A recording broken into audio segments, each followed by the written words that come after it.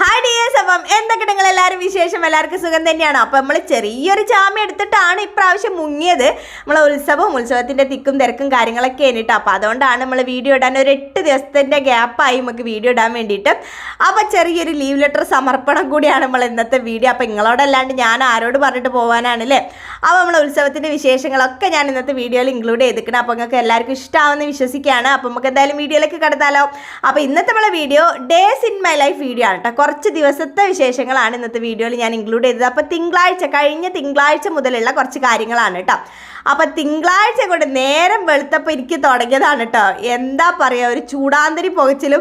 വീട്ടിലേക്ക് പോണതാണ് കാര്യം ശരി. ഞാൻ ഇടയ്ക്കിടയ്ക്ക് നമ്മൾ വീട്ടിലൊക്കെ പോണതാണ്. പക്ഷേ ഉത്സവത്തിന് വേണ്ടിയിട്ട് നമ്മളെ വീട്ടിലേക്ക് പോകാന്ന് പറയുമ്പോൾ അതിൻ്റെ ഒരു എക്സൈറ്റ്മെൻറ്റ് എന്ന് പറയുന്നത് അതൊന്ന് വേറെ തന്നെയാണ് അല്ലേ. അപ്പോൾ സംഗതി ഇപ്പം പറഞ്ഞു വന്നാൽ കഴിഞ്ഞ 19, 20, 21 അതായത് വ്യാഴം, വെള്ളി, ശനി കഴിഞ്ഞിട്ട് നമ്മളെ ഉത്സവം. അപ്പോൾ തിങ്കളാഴ്ചയാണ് ഞങ്ങൾ ഇവിടുന്ന് എൻ്റെ വീട്ടിലേക്ക് വെസ്റ്റിലേക്ക് പോയത്. അപ്പോൾ തിങ്കളാഴ്ച കുട്ടികൾ സ്കൂളിലൊക്കെ പോയിട്ട് സ്കൂൾ വിട്ട് വന്നിട്ട് വൈകുന്നേരം പോകാമെന്നാണ് തീരുമാനിച്ചത്. അപ്പം പിന്നെ ആ ഒരു ദിവസത്തെ സ്കൂൾ മുടങ്ങൂലല്ലോ. പിന്നെ ചൊവ്വാഴ്ച മുതൽ വെള്ളിയാഴ്ച വരെ 2 ആക്കും സ്കൂൾ ലീവാക്കിന് കേട്ടോ. പിന്നെ വ്യാഴം, വെള്ളി, ശനിയാണല്ലോ. അപ്പോൾ 2 ദിവസം മുമ്പെങ്കിലും നമ്മൾ പോകണമല്ലോ. നമ്മളെ വീട്ടിലൊരു പരിപാടി നടക്കുമ്പോൾ 2 ദിവസം മുമ്പെങ്കിലും എത്തണ്ടേ. അപ്പം അച്ഛനും അമ്മയാണെങ്കിൽ ഇങ്ങനെ പരാതി പറയും കേട്ടോ.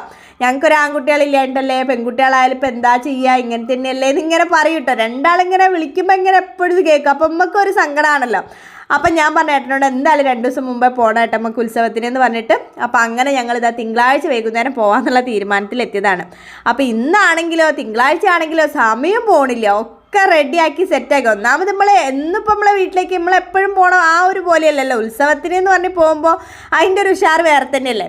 ഡിക്കി മൊത്തം, പിന്നെ എൻ്റെ പാക്കിങ്ങിൻ്റെ കാര്യങ്ങളോട് പറയേണ്ട ആവശ്യമില്ലല്ലോ, കാറായതുകൊണ്ട് കേട്ടോ. അപ്പോൾ ഡിക്കി മൊത്തം നിറച്ച് ഫുള്ളാക്കിയിട്ടാണ് പോകുന്നത്. അപ്പോൾ ഏട്ടനോട് ഇടയ്ക്ക് ചോദിക്കട്ടെ, ഇതിപ്പോൾ നമുക്ക് കാറില്ലെങ്കിൽ എൻ്റെ കഥ എന്തേനെന്ന്. അപ്പോൾ ഒന്നാമത് സൗകര്യം ഉണ്ടായതുകൊണ്ടാണ് നമ്മൾ അങ്ങനെ കൊണ്ടുപോകുന്നത്. മൊത്തം അല്ലറ ചില്ലറ എല്ലാ സാധനങ്ങളും വലിച്ചിട്ടും പിന്നെ അവിടെ എത്തുമ്പോഴായിരിക്കും ആവശ്യമുള്ള 1, 2 സാധനം എടുത്തിട്ടുണ്ടാവില്ല എന്നുള്ള കാര്യം ഓർമ്മിക്കുക. അപ്പോൾ അങ്ങനത്തെ ഒരു തല പോയ കളിയാണ് എൻ്റെ കളി. അപ്പോൾ അതൊന്നാമത് എനിക്കിങ്ങനെ എങ്ങോട്ടെങ്കിലും പോകുമ്പോൾ ഭക്ഷണം കഴിക്കാൻ കഴിയില്ല. അങ്ങനത്തെയൊക്കെ ഒരു സൂക്കേടുള്ളൊരു കൂട്ടത്തിലുള്ള ആളാണ് കേട്ടോ ഞാൻ. അപ്പോൾ അതുകൊണ്ട് അങ്ങനത്തെയൊക്കെ ഒരു കളിയാണ്. അപ്പം ഞാൻ ഈ വീഡിയോ എടുക്കാൻ നിന്ന് കഴിഞ്ഞാൽ ഞാൻ നല്ല ഡീറ്റെയിൽ ആയിട്ട് എല്ലാ കാര്യങ്ങളും കാണിച്ച് തരയൊക്കെ നല്ല അടിപൊളിയായിട്ട് ഷൂട്ട് ചെയ്തിട്ട് വീഡിയോ എടുക്കണം എന്നൊക്കെ വിചാരിച്ച് ഭയങ്കരമായിട്ട് ട്രൈപ്പോഡും സെറ്റപ്പും കാര്യങ്ങളൊക്കെ ആയിട്ടാണ് പോയത്. പക്ഷെ അവിടെ എത്തിയപ്പോൾ എന്ത് സംഭവിച്ച്, ആദ്യം തന്നെ ഷൂട്ടിങ്ങൊക്കെ നല്ല ഗംഭീരമായിട്ട് ഗിംബലൊക്കെ എടുത്ത് ഷൂട്ടിങ്ങൊക്കെ അങ്ങോട്ട് തുടങ്ങി. പിന്നെ ഗിംബൽ എവിടെയാണ് വെച്ചത്, ഫോൺ എവിടെയാണ് വെച്ചതെന്ന് ഒരു ബോധം കഥയില്ലേനി കേട്ടോ. ഭക്ഷണം കഴിക്കാൻ പോയാൽ ഫോൺ ഉണ്ടാവും ആ മേശപ്പുറത്ത്, പിന്നെ ഫോണും തരേണ്ടി നടക്കില്ലേനി പരിപാടി. അപ്പോൾ അങ്ങനത്തെ ഒരു കഥയാണ് കേട്ടോ. എനിക്കുള്ളൊരു സൂക്കടാണത്. അപ്പോൾ എവിടെയെങ്കിലും കയ്യിൽ എന്തെങ്കിലും ഉണ്ടെങ്കിൽ അത് എവിടെയെങ്കിലും വെച്ച് കഴിഞ്ഞാൽ പിന്നെ ഒരു ബോധം ഉണ്ടാവില്ല എവിടെയാണ് അത് വെച്ചതെന്നുള്ളത്. അതുകൊണ്ട് എനിക്ക് ഫോൺ എടുത്ത് പുറത്തേക്കൊക്കെ പോകുമ്പോൾ ഫോൺ എടുത്ത് പോകാൻ ഭയങ്കര പേടി. ഞാൻ വേഗം അത് സേഫായിട്ട് ബാഗിൻ്റെ ഉള്ളിലോ അല്ലെങ്കിൽ അൽമാരിയിലോ എവിടെയെങ്കിലുമൊക്കെ വെച്ച് അങ്ങോട്ട് പൂട്ടുക ചെയ്യാം. അപ്പോൾ അങ്ങനെ 2-3 പ്രാവശ്യം ഫോൺ അവിടെ ഇവിടെ വെച്ച് കഴിഞ്ഞിട്ട് എനിക്ക് തോന്നി ഇത് സംഗതി നടക്കൂലെന്ന്. പിന്നെ നമ്മളെ വീട്ടിലൊരു പരിപാടി നടക്കുമ്പോൾ അങ്ങനെയാണല്ലോ, നമുക്ക് എന്താ പറയുക, ഒന്നാമതേ എനിക്കൊരു ബോധം ഗതി ഇല്ലാത്ത ആളാണ് ഞാൻ, അത് വേറെ കാര്യം. അതിൻ്റെ കൂട്ടത്തിൽ നമ്മളെ വീട്ടിലൊരു പരിപാടി നടക്കുമ്പോൾ കൂടിയുള്ള അവസ്ഥ ആലോചിച്ച് കഴിഞ്ഞാൽ ജോറായി സംഗതി. അപ്പോൾ പിന്നെ ഞാൻ അനിയനെ ഏൽപ്പിച്ചു കൊടുത്തിട്ടോ. അപ്പോൾ എൻ്റെ അനിയത്തിക്ക് അറിയാമല്ലോ എൻ്റെ കഥ. അപ്പോൾ ഓള് വേഗം അനിയനോട് പറഞ്ഞു, ഏട്ടാ കുറച്ച് അവിടുന്ന് ഇവിടുന്നൊക്കെ ഒന്ന് ക്ലിപ്പിങ്സ് എടുത്ത് വെച്ചിട്ട് ഞാൻ ലാസ്റ്റ് ഇതൊക്കെ കഴിഞ്ഞിട്ട് ഓനൊരു വിളിയുണ്ട് അനിയനെ, എൻ്റെ കയ്യിലുള്ള ക്ലിപ്പിങ്സ് ഷൂട്ട് ചെയ്തതൊക്കെ കൂടെ അയക്കണം കേട്ടോ എന്നും പറഞ്ഞിട്ട്. അപ്പോൾ ഓൾ ആദ്യം ഏൽപ്പിച്ച് വെച്ചിനി. അപ്പോൾ ഓനിങ്ങനെ ഷൂട്ട് ചെയ്ത് വെച്ച കുറച്ച് ക്ലിപ്പിങ്സ് ഒക്കെ ഉണ്ട്. അപ്പോൾ അതൊക്കെ വെച്ചിട്ട് നമുക്ക് ഉത്സവം ഒന്ന് കാണാം. അല്ല അതല്ല കഥ, ഈ കോഴിക്കോട് നടക്കുന്ന ഉത്സവം കാണാമെന്ന് പറഞ്ഞ് വടകര ഇവിടെ അടക്കി പൊളിച്ചിരുന്നാൽ എങ്ങനെ ഉണ്ടാവും സംഗതി. അപ്പോൾ അടക്ക പൊളിക്കാൻ കുത്തിരുന്നതിൻ്റെ മെയിനായിട്ടുള്ള കാരണം എന്ന് പറഞ്ഞാൽ ഈ സമയം പോവാത്തതിനെ കൊണ്ടാണ് കേട്ടോ. എല്ലാ കാര്യങ്ങളും രാവിലെ തന്നെ ആ ഒരു പോണ്ട ഉഷാറിൽ തീർക്കും ചെയ്ത്. ഇനിയിപ്പോൾ മക്കൾ സ്കൂളിട്ട് വന്നിട്ടല്ലേ പോവും ചെയ്യുക. അപ്പം വേഗം അടക്ക പൊളിക്കാൻ കയറി കുത്തിരുന്ന്. അപ്പം അടക്കൊക്കെ പൊളിച്ച് കഴിഞ്ഞപ്പോഴത്തേക്ക് മക്കൾ സ്കൂൾ വിട്ട് വന്ന് പിന്നെ ഒരു ജഗ പുകയാണ് കേട്ടോ. ഓരോ മേലെ വെച്ച് കൊടുത്ത് മാറ്റിച്ച് വണ്ടി കയറി ഒരു പോക്കും കൊണ്ട് പോകുന്നത്. അപ്പോൾ പോരുന്ന വഴിക്ക് ഇതാ ഞങ്ങളിവിടെ അടക്കാത്തവരുണ്ട്. അപ്പോൾ അവിടെ അടക്കൊക്കെ കൊടുത്ത് അപ്പോൾ 3,800 ഉണ്ട് കേട്ടോ തൂക്കം. അപ്പോൾ 1,200 ഉറുപ്പ്യാണ് നമുക്ക് അടക്ക വെച്ചിട്ട് കിട്ടിയത്. അപ്പോൾ അതും കിട്ടി, ഡബിൾ സന്തോഷമായി. കയ്യിൽ പോക്കറ്റ് മണിയും കിട്ടില്ല. അപ്പോൾ അതും കിട്ടി. ഇതാ നേരെ വണ്ടി നമ്മളെ കോഴിക്കോടേക്ക് വിട്ട് അപ്പോൾ കുറച്ച് ബ്ലോക്കും കാര്യങ്ങളൊക്കെ ഉള്ളതുകൊണ്ട് തന്നെ സംഗതി സഹി കെട്ടിട്ടാണ് വീട്ടിലെത്തിയത്. ഒന്നാമത് ഈ ബ്ലോക്ക് ഉണ്ടായിക്കഴിഞ്ഞാൽ പൊടി, ഇപ്പോൾ റോഡ് പണിയൊക്കെ നടക്കുന്നതിനെ കൊണ്ട് പൊടിയും ബ്ലോക്കും എല്ലാം കൂടിയാണ്. അപ്പോൾ പോണ പോക്കിൽ ഞങ്ങൾക്ക് കുറച്ച് ഡ്രസ്സും കാര്യങ്ങളൊക്കെ പർച്ചേസ് ചെയ്യാനുണ്ട് കേട്ടോ. അപ്പോൾ എന്തായാലും നമ്മൾ ഉത്സവത്തിനല്ലേ പോണത്, അപ്പോൾ എന്തായാലും അടിച്ച് പൊളിക്കാം. അപ്പോൾ അതും വിചാരിച്ചിട്ട് ഇതാ ഞങ്ങളിവിടെ ട്രെൻഡ്സിൻ്റെ ഈ ഒരു ഷോപ്പിലെത്തിയ സമയത്ത് അവിടെ ഓഫർ കണ്ടു. അപ്പം ഞങ്ങൾ വണ്ടി സൈഡാക്കിയിട്ട് അവിടുത്തെ സംഗതികൾ എടുത്തതാണ് കേട്ടോ. നല്ല ഓഫറും കാര്യങ്ങളും കേട്ടോ. നല്ല സ്റ്റാൻഡേർഡ് സാധനത്തിന് 200 റുപ്യക്കുള്ളൂ. ഷിഗേൻ്റെ ജീൻസിന് 600-800 റുപ്യക്കാണ് ആ ഒരു ജീൻസിൻ്റെ റേറ്റ് വരിക. അപ്പോൾ അത് 200 റുപ്യക്ക് കിട്ടുകയെന്ന് പറഞ്ഞാൽ ഒരിക്കലും നഷ്ടമല്ല. അപ്പം നല്ല അടിപൊളി സംഗതിയാണ് കേട്ടോ. അപ്പോൾ ഇതാ ഇതുപോലത്തെ ഇങ്ങനത്തെ ടോപ്പിനൊക്കെ 149 കേട്ടോ റേറ്റ്. നല്ല ബ്രാൻഡഡ് സാധനമാണ്. ഈ ഡ്രസ്സൊക്കെ എടുക്കുന്ന കാര്യത്തിലുണ്ടല്ലോ, ഏട്ടൻ്റെ പോളിസിയാണ് നല്ലതെന്ന് എനിക്ക് തോന്നലുണ്ട് കേട്ടോ. പക്ഷെ തോന്നൽ മാത്രമേ ഉള്ളൂ. ഈ നായൻ്റെ വാല് 12 കാലം കുഴലിട്ടാൽ അങ്ങനെ തന്നെയാണെന്ന് പറയില്ലേ, ആ ഒരു അവസ്ഥയാണ് എൻ്റെ അവസ്ഥ. ഞാൻ ഈ 100 റുപ്യക്ക് 5 കിട്ടുന്ന സ്ഥലത്തേക്കാണ് ഞാനിടുക. കുറേ കിട്ടുമല്ലോ, അപ്പോൾ അതിങ്ങനെ വാങ്ങി കൂട്ടുമ്പോൾ ഒരു മനസ്സുഖമാണ് ഇങ്ങനെ കുറേ എണ്ണം കാണുമ്പോൾ. പക്ഷെ അതിൻ്റെ തനി സ്വഭാവം അത് നമുക്ക് കാണിച്ചു തരും ചെയ്യും. ഒരു 2-3 പ്രാവശ്യം ഇട്ട് കഴിഞ്ഞാൽ അതിൻ്റെ പണി തീർന്ന് കിട്ടും. പക്ഷേ ഏട്ടൻ എങ്ങനെയാണ് ചെയ്യാന്ന് വെച്ചാൽ, ഇതുപോലെ ബ്രാൻഡഡ് സാധനങ്ങൾക്ക് ഓഫർ വരുന്നൊരു സമയം ഉണ്ടാവും. ഈ ക്ലിയറൻസ് സെയിലൊക്കെ ആയിട്ട് ഓഫർ ഇടുന്ന സമയത്ത് സാധനം വാങ്ങും. അപ്പം നല്ല സാധനം കിട്ടും ചെയ്യും. നമ്മളെ ബഡ്ജറ്റിൽ ഒതുങ്ങുന്ന സാധനം നമുക്ക് വാങ്ങാനും പറ്റും. അപ്പം അങ്ങനെയാണ് കേട്ടോ ഏട്ടൻ ഈ ഓണത്തിന് വിഷുവിന് അങ്ങനെ പുതിയത് ഇടണം അങ്ങനത്തെ ഒന്നുമില്ല. ചിലപ്പോൾ ഈ ഓണത്തിന് വിഷുവിനൊന്നും ഒന്നും എടുക്കില്ല. എന്നിട്ട് ലാസ്റ്റ് ഇതുപോലെ ഓഫറൊക്കെ വരുന്ന സമയത്ത്, ഓണം വിഷുവൊക്കെ കഴിഞ്ഞിട്ടുള്ള ഓഫർ ഉണ്ടാവും, അല്ലെങ്കിൽ ഓണത്തിന് വിഷുവിനൊക്കെ കുറച്ച് മുമ്പേ ഓഫർ ഇടും ഇങ്ങനെ ബ്രാൻഡ്സ്. അപ്പോൾ ആ സമയത്ത് പോയിട്ട് കുറച്ച് ആവശ്യമുള്ള കുറച്ചൊരു 3-4 ഒപ്പരം അങ്ങോട്ട് എടുക്കുക. അങ്ങനത്തെ ഒരു രീതിയാണ് കേട്ടോ ഏട്ടന്. അപ്പം അതാണ് നല്ലതെന്നൊക്കെ വിചാരിക്കൽ മാത്രമേ ഉള്ളൂ. ഞാൻ പറഞ്ഞില്ലേ, പോയി കഴിഞ്ഞാൽ ഈ വേഗം നേരെ പോവാ. ഒരു 100 3 കിട്ടണം, അല്ലെങ്കിൽ 5 4 കിട്ടണം, അങ്ങനത്തെ വഴിക്കാ പോവുക. അപ്പോൾ അങ്ങനെയാണ് എൻ്റെ കഥ.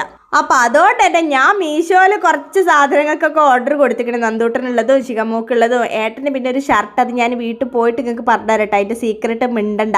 ഏട്ടൻ എന്തായാലും വേറെ ഏതെങ്കിലും ഷർട്ടൊക്കെ വാങ്ങിക്കൊടുത്താൽ അത് ഇടൂലട്ടോ. അത് നമുക്ക് അങ്ങനെയാണല്ലോ, ചില ആൾക്കാർ, അത് പറഞ്ഞിട്ട് കാര്യമില്ല. ചില ആൾക്കാർ ചില ബ്രാൻഡ് ഇഷ്ടപ്പെട്ട് കഴിഞ്ഞാൽ വേറെ നമുക്ക് ഷർട്ട് വാങ്ങിക്കൊടുത്തു കഴിഞ്ഞാൽ അവർക്കത് ഇട്ട് കഴിഞ്ഞാൽ ഒരു സുഖം ഉണ്ടാവില്ല.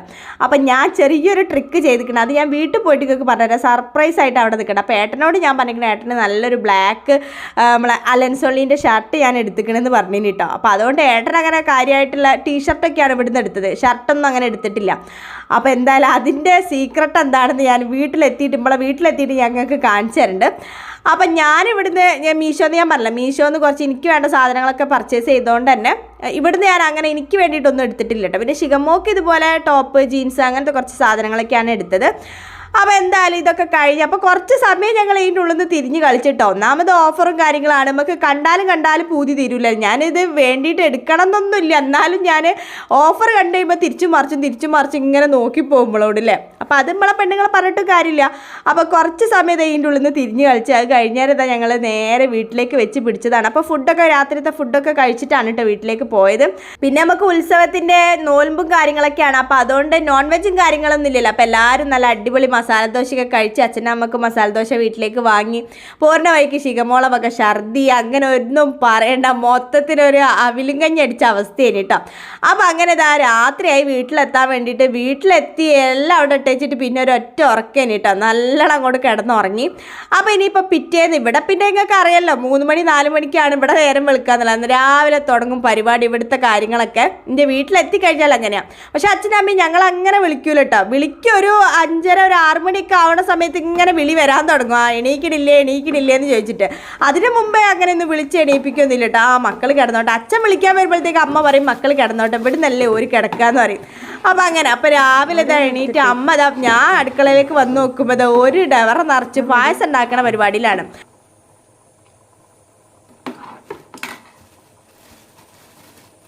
സമയം ഇപ്പം 5 മണി പോലും ആയിട്ടില്ല കേട്ടോ. 4:45 ആകുമ്പോഴത്തേക്ക് ഇവിടെ പായസം റെഡിയായി. അപ്പോൾ എല്ലാ മാസത്തിലും രണ്ടാമത്തെ ചൊവ്വാഴ്ച നിവേദ്യം കൊടുക്കും കേട്ടോ. അപ്പോൾ അതിന് വേണ്ടിയിട്ടുള്ള പായസമാണ്. അപ്പോൾ ഇവിടെ പ്രാർത്ഥിക്കാൻ വരുന്നവർക്കൊക്കെ ഈ ഒരു പായസം കുറച്ചായിട്ട് കൊടുക്കും. അപ്പോൾ അതിന് വേണ്ടിയിട്ട് ഉണ്ടാക്കിയതാണ് കേട്ടോ. അരിൻ്റെ പായസം നല്ല അടിപൊളി ടേസ്റ്റ് ആയിരുന്നു. കുറേ നെയ്യൊക്കെ ഇട്ട് ശർക്കരയൊക്കെ ആക്കിയിട്ട് നല്ല സൂപ്പറായിരുന്നു കേട്ടോ പായസം. അപ്പോൾ എന്തായാലും ഇതാ പായസമൊക്കെ സെറ്റായി. ഇനിയിപ്പോൾ എന്തായാലും ബാക്കി പരിപാടിയിലേക്ക് കിടക്കാം. അപ്പോൾ അച്ഛൻ എന്താക്കാണെന്ന് പോയി നോക്കാം. അപ്പോൾ അച്ഛൻ ഇതാ ഇവിടെ വിളക്കും കാര്യങ്ങളൊക്കെ തേച്ചൊക്കെ കഴുകി അമ്പലത്തിൽ വിളക്ക് കത്തിക്കാനുള്ള പരിപാടിയിലാണ്.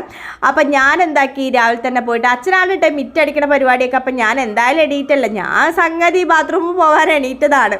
ഈ ഒരു സമയത്ത് നിന്ന് ഇവിടെ ഉണർന്ന് കഴിഞ്ഞ് കഴിഞ്ഞാൽ പിന്നെ നമുക്ക് പോയി കിടക്കാൻ തോന്നൂല കേട്ടോ. സംഗതി എന്താണെന്ന് വെച്ചാൽ അത്രയും നല്ല അടിപൊളി ഒരു വൈബാണ്. അമ്പലത്തിൽ ഇനിയിപ്പോൾ വിളക്കം കൂടി കത്തിച്ച് കഴിഞ്ഞാൽ അവിടുന്ന് കണ്ണെടുക്കാൻ തോന്നൂല. അത്രയ്ക്കും ഇങ്ങനെ നമുക്ക് അവിടെ ഒരു മുറ്റത്ത് കസേര ഇട്ടിട്ട് ഇങ്ങനെ നോക്കി നിൽക്കാൻ തോന്നും കേട്ടോ. അവിടെ ഇങ്ങനെ നോക്കി ഇരിക്കാൻ തോന്നും. അപ്പോൾ എന്തായാലും ഞാൻ ഇനിയിപ്പോൾ എന്തായാലും പോയി കിടക്കണ്ട, ഒന്നി അങ്ങോട്ട് ഉഷാറാക്കാമെന്ന് വിചാരിച്ചിട്ട് നേരെ മിറ്റൊക്കെ ഒന്ന് നനച്ച് ഇനിയിപ്പോൾ മിറ്റടിക്കണ പരിപാടിയിലാണ്. സംഗതി ഇത് എഡിറ്റ് ചെയ്യാൻ ഇരുന്നപ്പോഴേ സ്പീഡ് മോഡിൽ ഞാൻ മിറ്റടിക്കണത് സ്പീഡ് മോഡിൽ ഇട്ടത് കണ്ടിട്ട് എനിക്കെന്താ ചിരിയായിപ്പോയി. ഇത് കോർപ്പറേഷൻ ജോലി പിടിച്ചിട്ട് എന്താ പോക്ക്.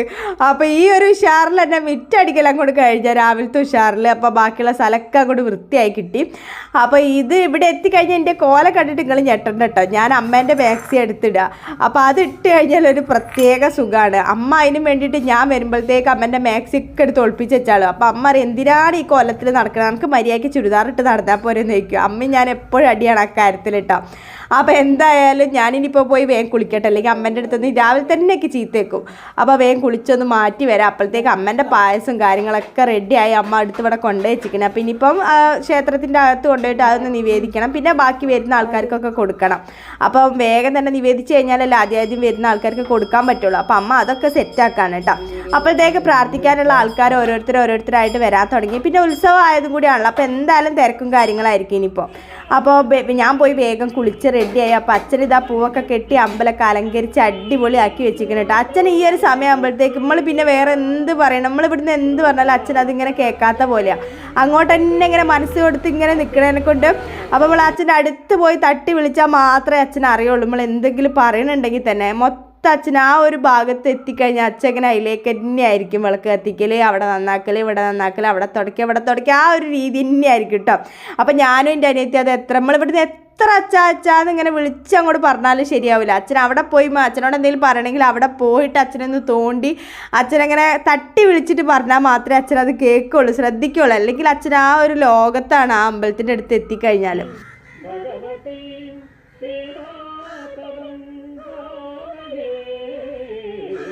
അപ്പം സംഗതി ഇതാ ഞാൻ കുളിയൊക്കെ കഴിഞ്ഞ് അമ്പലത്തിലൊക്കെ ഒന്ന് തൊഴുത് കഴിഞ്ഞാൽ ഒരു 5 മിനിറ്റ് അല്ലെങ്കിൽ ഏറിപ്പോയാലും ഒരു 10 മിനിറ്റ് ഇങ്ങനെ മുറ്റത്ത് കസേരയൊക്കെ ഇട്ടിരുന്ന് അച്ഛനോട് ഇങ്ങനെ വർത്താനൊക്കെ പറഞ്ഞിരിക്കും കേട്ടോ. അത് കഴിഞ്ഞാൽ ഒരു പോക്കുണ്ട്. എങ്ങോട്ടാണെന്നല്ലേ, വേറെ എങ്ങോട്ടല്ല, അകത്ത് പോവുക, കട്ടുമ്മ കയറുക, ഒരൊറ്റ കിടത്താണ്. പിന്നെ ഒരു 6:45 7 മണി ആ ഒരു സമയമാകുമ്പോഴാണ് കേട്ടോ പിന്നെ എണീറ്റ് വരിക. അപ്പം നമ്മളെ വീട്ടിലെത്തുമ്പോൾ നമുക്ക് വരുന്ന ഒരു അസ്കിതയാണല്ലോ അത്, മടി എന്ന് പറയുന്ന അസ്കിത.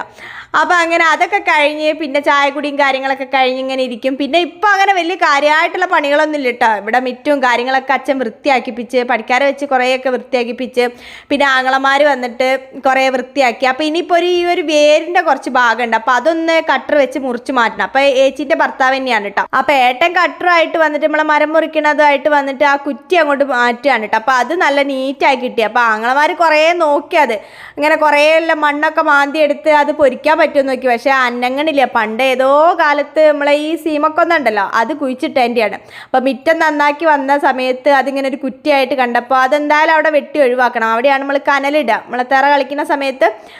അപ്പോൾ അതിന് വേണ്ടിയിട്ട് ഏട്ടൻ അതൊക്കെ നല്ല വൃത്തിയാക്കി തന്ന്. പിന്നെ ഇങ്ങനെ അല്ലറ ചില്ലറ കുറച്ച് കാര്യങ്ങളൊക്കെ കേട്ടോ ചെയ്യാനുള്ളത്. അപ്പുറത്തും ഇപ്പുറത്തൊക്കെ ആയിട്ട് കുറച്ച് കല്ലൊക്കെ പെറുക്കി കൊണ്ടുപോയിടുക, അങ്ങനത്തെ കുറച്ച് കാര്യങ്ങളൊക്കെ.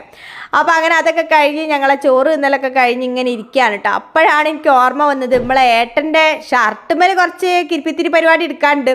അപ്പോൾ ഇത് ഏട്ടൻ്റെ എനിക്ക് തോന്നുന്നു ഒരു 4 കൊല്ലത്തെ പഴക്കമിട്ടിട്ട് ഈ ഒരു ഷർട്ടിന് നല്ല ഇഷ്ടപ്പെട്ടൊരു ഷർട്ടേനി ബ്ലാക്ക്. ഇത് വാങ്ങിയതിന് ശേഷം പിന്നെ ഏട്ടന് ഒരു ബ്ലാക്ക് ഷർട്ട് വാങ്ങിയിട്ടേ ഇല്ല. അത്രയ്ക്കും ഇഷ്ടമാണ് കേട്ടോ ഈ ഒരു ബ്ലാക്ക് ഷർട്ട്. അലൻസൊള്ളിയുടെ ഷർട്ടാണ്. അപ്പോൾ അങ്ങനെ ബ്രാൻഡഡ് ഷർട്ടാകുമ്പോൾ ഈ ബ്ലാക്കൊക്കെ ആകുമ്പോൾ നമുക്ക് വില കുറഞ്ഞ ഷർട്ട് വാങ്ങിയാൽ പെട്ടെന്ന് നിരച്ചു പോകില്ലേ. അപ്പോൾ ഇത് ഇട്ടിട്ടിട്ടിട്ട് തഴഞ്ഞു പോകാന്ന് പറയില്ല, അങ്ങനെയുള്ള ഷർട്ടേന് കേട്ടോ. പക്ഷേ ഇപ്പോഴും തുണിക്കൊന്നും ഒരു പ്രശ്നമില്ല. കളർ ചെറുങ്ങനെ ഒന്ന് ഫെയ്ഡായി എന്നല്ല, ഞാനത് പൊരി വെയിലത്ത് കൊണ്ടിട്ടിട്ട് ഈ ഒരു കോലാക്കി എന്ന് പറയുന്നതായിരിക്കും നല്ലത്. അപ്പോൾ പിന്നെ ഞാൻ വിചാരിച്ചു നമ്മുടെ ഫാബ്രിക് കളർ ഉണ്ട് ഇങ്ങനെ മുക്കണത്, അപ്പോൾ അത് വെച്ചിട്ട് കറുപ്പ് കളർ വാങ്ങി കൊണ്ടുവന്നിട്ട് അതൊന്ന് ഇട്ട് ഒന്ന് പരീക്ഷിച്ച് നോക്കാമെന്ന് വിചാരിച്ചിട്ട് ചെയ്യുന്ന പരിപാടി കേട്ടോ. അപ്പോൾ ഞാനിതിപ്പോൾ ഫസ്റ്റ് ടൈമാണ് കേട്ടോ ചെയ്യണത്. അപ്പോൾ യൂട്യൂബിലൊക്കെ ഇങ്ങനെ കണ്ട് ഇങ്ങനെ പഴയ ഷർട്ട് ജീൻസൊക്കെ ഇങ്ങനെ ഇതുപോലെ പുതിയതാക്കി എടുക്കാതെ, അപ്പോൾ അതൊന്ന് പരീക്ഷിക്കാമെന്ന് വിചാരിച്ചിട്ട് തുടങ്ങിയതാണ്. അപ്പോൾ ഒരു ബക്കറ്റിൽ ഉപ്പ് എടുക്കുക, ഒരു രണ്ട് ഇതുപോലെ 2 കൈ ഉപ്പ് കല്ലുപ്പ് ഉണ്ടല്ലോ, കല്ലുപ്പ് എടുത്തിട്ടിട്ട് അതിലേക്ക് നമ്മളിതാ ഈ ഒരു കളർ ഇങ്ങനെ പൊടി പോലെ ഉണ്ടാവും ഈ ഒരു കളർ. അപ്പം ഞാൻ ഈ പറഞ്ഞ പോലെ ബ്ലാക്ക് കളറാണ് എടുത്തത്. എല്ലാ കളറും കിട്ടും കേട്ടോ, പല കളറുണ്ട്. നമുക്ക് ഇഷ്ടമുള്ള കളർ ഇതുപോലെ നമുക്ക് റെഡിയാക്കി എടുക്കാം. അപ്പം ഞാൻ ഒരു ഷർട്ടിന് ഇതാ ഈ ഒരു പാക്ക് 10 റുപ്യാണ് കേട്ടോ ഈ ഒരു പാക്കിന്. അപ്പോൾ ഈ ഒരു പാക്ക് മൊത്തത്തിലിട്ടിട്ട് ആ ഒരു ഉപ്പിൻ്റെ പൊടിയിലേക്ക് ഇട്ടിട്ട് ഇനിയിപ്പോൾ അതിലേക്ക് നമ്മൾ തിളച്ച വെള്ളം ഒഴിക്കണം. നല്ല ചൂടുള്ള തിളച്ചെന്ന് പറഞ്ഞാൽ പിന്നെ ചൂടുള്ളതെന്ന് പറയേണ്ട ആവശ്യമില്ലല്ലോ അല്ലേ.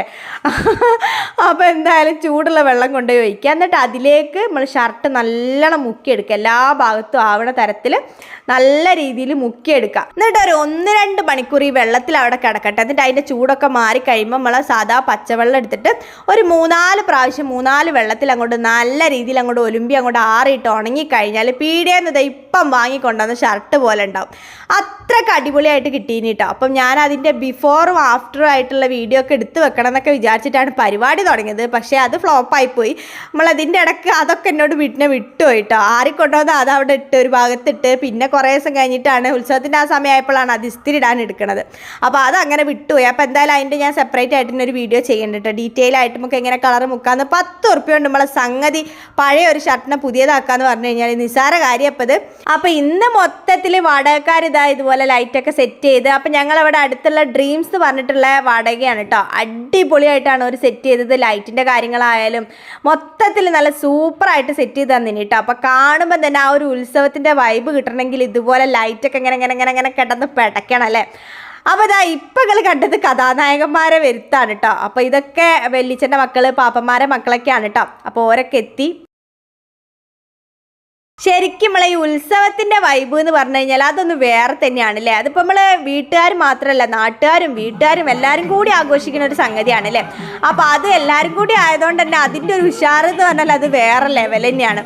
അപ്പോൾ അങ്ങനെ ഇതാ നാട്ടുകാരായിട്ടും വീട്ടുകാരായിട്ടും ഓരോരുത്തരായിട്ട് വന്ന് തുടങ്ങി. അപ്പോൾ ഇവിടെ വെല്ലിച്ചന്മാർ വെല്ലിമ്മമാർക്കൊക്കെ നിൽക്കാൻ വേണ്ടിയിട്ടൊക്കെ ഇവിടെ അടുത്തൊരു വീട് 2 ദിവസത്തേക്ക് വാടകയ്ക്ക് എടുത്തിട്ടുണ്ട്. അപ്പം നമുക്ക് പിന്നെ പോയി വരേണ്ട കാര്യമില്ലല്ലോ. അപ്പോൾ ഇനിയിപ്പോൾ നാളെ രാവിലെ മുതൽ തുടങ്ങും പരിപാടികൾ. അപ്പം നാളെ ഗണപതി ഹോമം, പിന്നെ നാഗപൂജ അങ്ങനെയൊക്കെ ആയിട്ടുണ്ട്.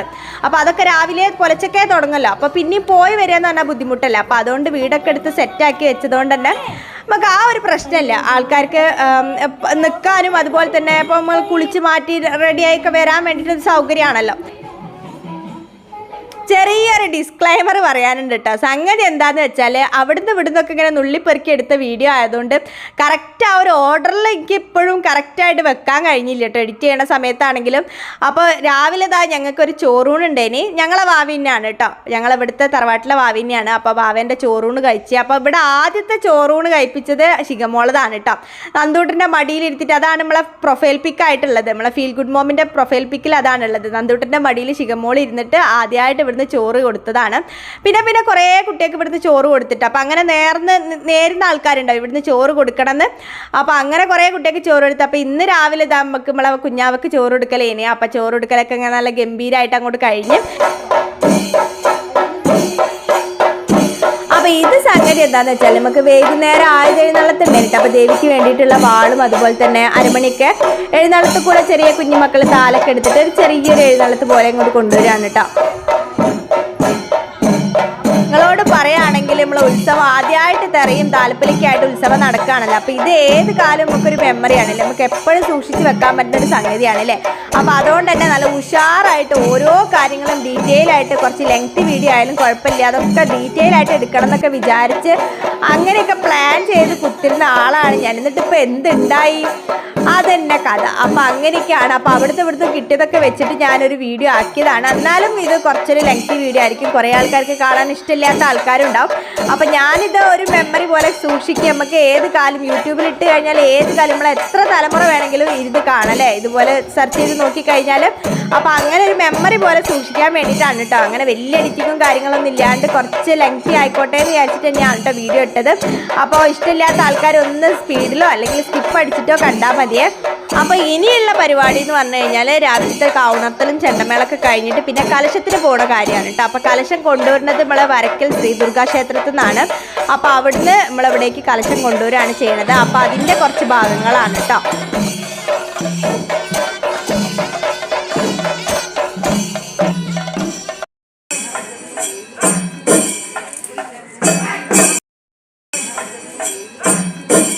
അങ്ങനെ നമ്മളെ കലശം വരവൊക്കെ ഇവിടെ എത്തി. അത് കഴിഞ്ഞ് പിന്നെ ഉപ്പുമാവും ചായയൊക്കെ ഉണ്ടേന് കേട്ടോ. അതൊക്കെ കഴിഞ്ഞാൽ പിന്നെ ചോറ് ഒരു 12:45 ആയപ്പോഴത്തേക്ക് ചോറ് അന്നദാനം തുടങ്ങി.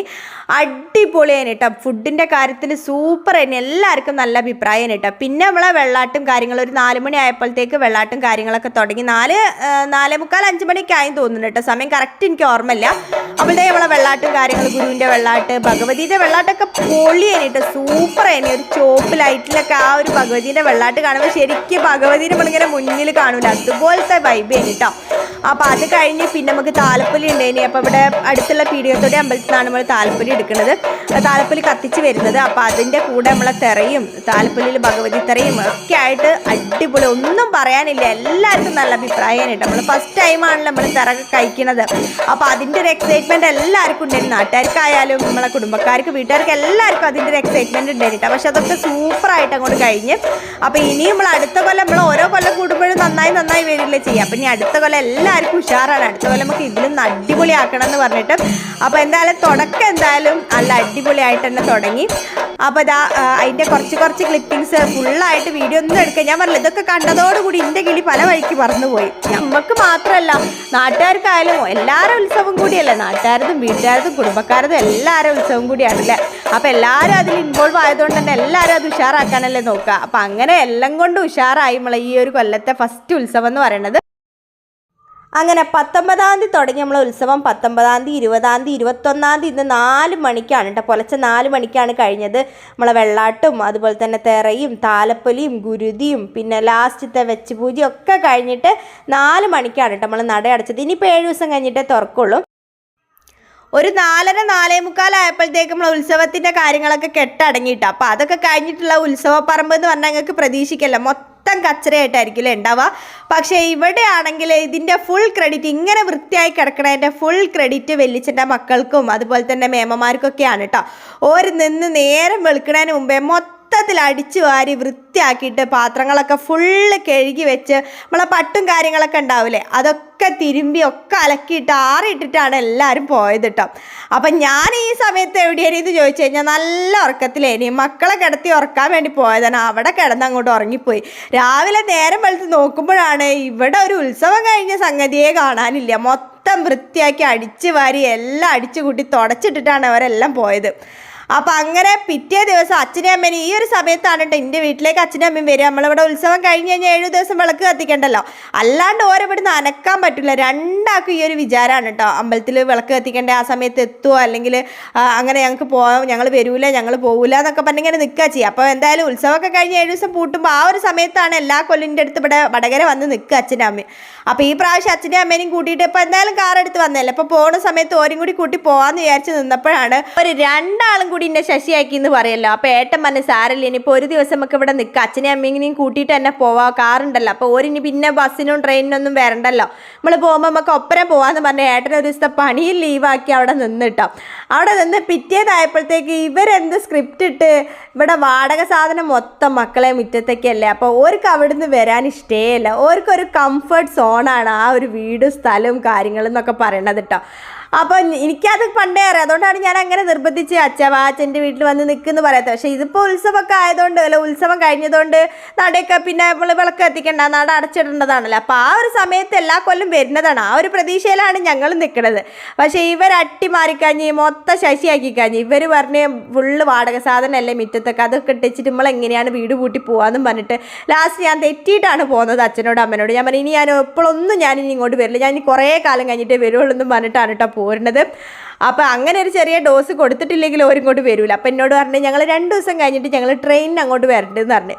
അപ്പോൾ അങ്ങനെയൊക്കെ പറഞ്ഞ് ഒപ്പിച്ചിക്കണം. ഇനിയിപ്പോൾ ഇവിടെ വന്നാൽ കാണാം. അപ്പോൾ ചെറിയൊരു മുങ്ങലിന് ശേഷം, പിന്നെ നമുക്ക് പുത്തിരി ഇല്ലാത്ത കാര്യമാണ്, എന്നാലും ചെറിയൊരു ജാമ്യം എടുത്തിട്ടാണ് ഞാൻ മുങ്ങിയെന്നുള്ളൊരു ആശ്വാസം എനിക്കുണ്ടേനി കേട്ടോ. അപ്പോൾ എന്തായാലും നമ്മൾ ഉത്സവത്തിൻ്റെ വിശേഷങ്ങൾ എന്നെ കൊണ്ട് പറ്റുന്ന രീതിയിൽ ഞാൻ എഡിറ്റ് ചെയ്ത് നിങ്ങളെ മുമ്പിൽ എത്തിച്ചിരിക്കണം. അപ്പം ഇന്നത്തെ വീഡിയോയിൽ ഇതാ ഇത്രയൊക്കെ വിശേഷങ്ങളാണുള്ളത്.